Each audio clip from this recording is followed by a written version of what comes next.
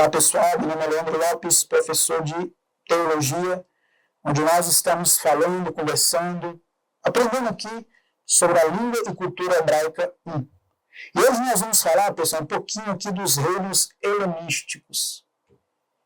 Porque quando a gente estuda, pessoal, ali a história do povo de Israel, até a chegada ali do Novo Testamento, a gente vai ali passar por alguns impérios. Impérios esses que tiveram ali tiveram uma importância grande até dentro do plano divino, né? Dentro da história ali do povo de Deus.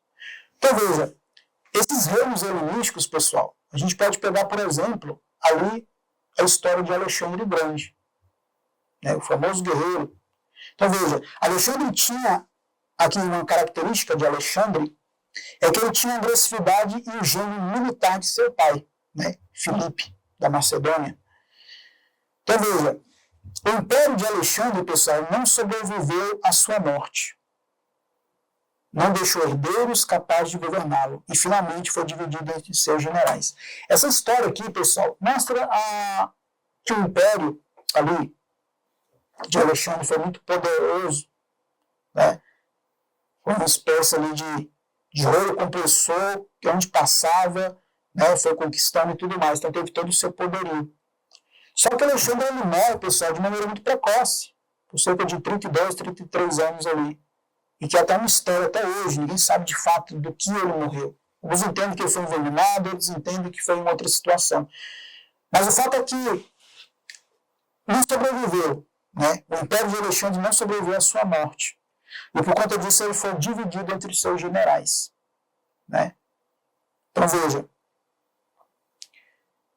o primeiro aqui foi o Seleucidas, da Síria, onde os efeitos do domínio dos Seleucidas foram importantes, tanto em relação à política, como à língua, literatura, religião, etc. Inclusive, muitos na Galileia eram bilíngues, e suas religiões tinham uma experiência em relação às divindades, tanto orientais como dos ocidentais.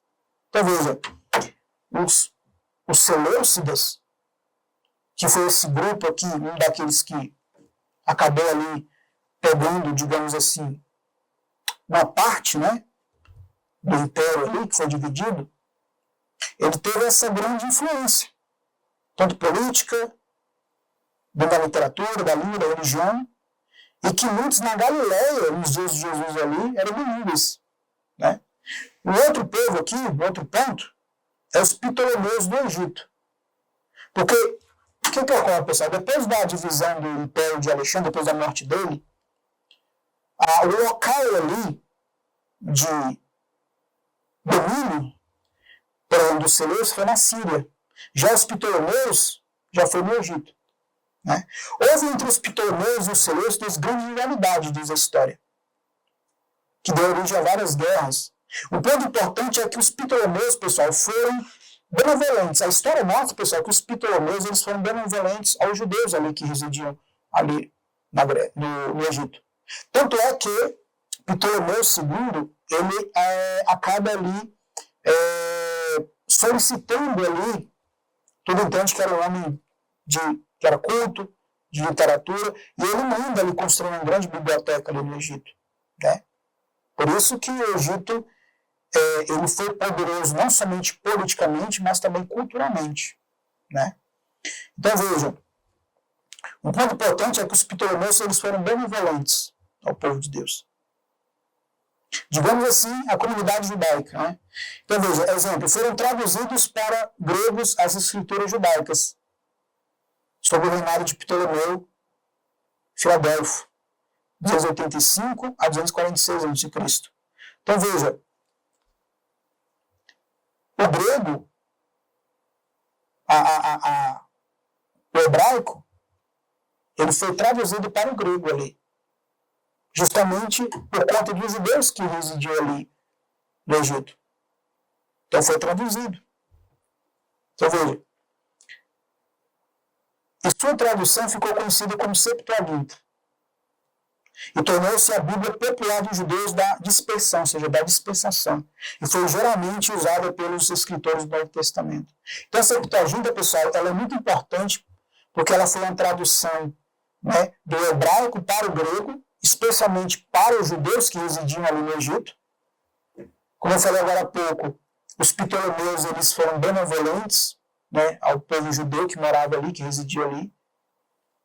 E por conta da comunidade judaica ali, que foi muito forte, acabaram traduzindo o hebraico para o grego, né? E que depois, originalmente, né, e foi geralmente usada pelos escritores do Novo Testamento. Então, quando a gente pega ali os textos da Septuaginta, talvez vai ter, quando a gente pega, por exemplo, o livro de Jeremias, dentro da tradução grega, ele vai ser talvez ou mais um pouco maior, né, ou um pouco menor do que o nosso texto que nós temos hoje, né? Então, talvez vai ter alguns acréscimos ali. O livro de Esté, por exemplo, ele vai ter acréscimos, né? Diferente da nossa Bíblia. O livro do profeta Daniel terá acréscimos ali também, né? Então, assim, são exemplos que eu estou dando, mas que está dando esse contexto aqui da Septuaginta, tá? Então, veja, dentro dos efeitos culturais, os efeitos políticos da conquista helenística, pessoal do Oriente, não foram duradouras, né? Os seleucidas e os ptolomeus eram considerados dinastias estrangeiras, que não provinham do povo. Isso aqui é um ponto importante, pessoal, porque eles não eram do povo ali, eles eram dinastias, é diferente o sentido. É como se eu dissesse assim, olha, eles não sabem a realidade do povo. É como se uma pessoa viesse falar algo, mas sem conhecer de fato a realidade ali. Mais ou menos isso, de tal situação. Então, os efeitos políticos da conquista helenística do Oriente não foram duradouros. O Império de Alexandre foi dividido depois da morte dele em seus generais, mas não foi algo duradouro, né? É mais ou menos assim, se a gente fosse contextualizar. Sabe quando você constrói algo, estava dando sucesso, mas aí você deixa na mão de outras pessoas ali um negócio dizendo, é mais ou menos isso. Pegando assim uma contextualização. Então não sobreviveu. Então veja, eles nunca tiveram êxito em dar seus reinos um caráter helênico completo. Eles não deram. Justamente porque a cultura grega ali, a influência maior foi de Alexandre. Mas depois da morte dele, desses homens aqui, ao qual foi dividido o Império de Alexandre, eles não tiveram o êxito de em dar seus reinos um caráter helênico completo. Então, ficou faltando algo aqui. Então, eles não tiveram o mesmo... É como se eu dissesse que eles não tiveram o mesmo carisma de Alexandre o Grande, né? Não tiveram o mesmo carisma. Então, eles não expandiram o helenismo ali por completo. Eles não tiveram esse sucesso, esse êxito, como Alexandre teve. Justamente por quê? Porque eles não provinham do povo. Mas eles provinham de uma dinastia diferente. Ok, pessoal? Então, vejam.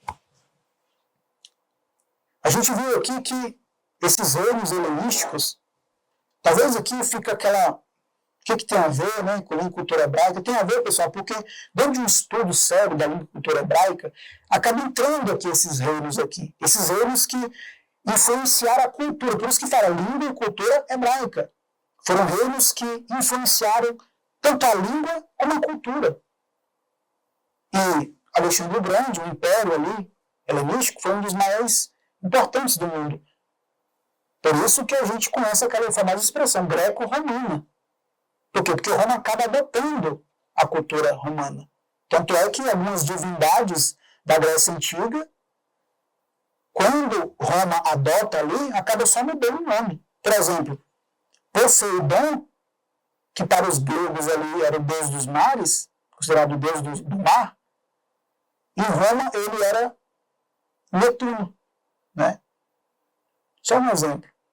Então, a Roma acaba adotando cultura também ali da Grécia. Então, isso influenciou, inclusive, até a própria língua da tradução ali do Novo Testamento, já que nós sabemos que o Novo Testamento foi escrito no grego. Ou seja, já dentro desse domínio, dentro dessa influência. Tanto é que alguns entendem, pessoal, alguns historiadores, que até o nome de alguns discípulos de Jesus ali, como André, por exemplo, Bartolomeu e outros mais ali, não são nomes judaicos, mas nomes com já essa influência grega, né? Então, olha só, a influência que os reinos helenísticos acabaram ali, né, fazendo até na própria tradução do Novo Testamento. Tá bom, pessoal? Então, nós ficamos aqui nessa unidade 2. Nós nos vemos até a próxima.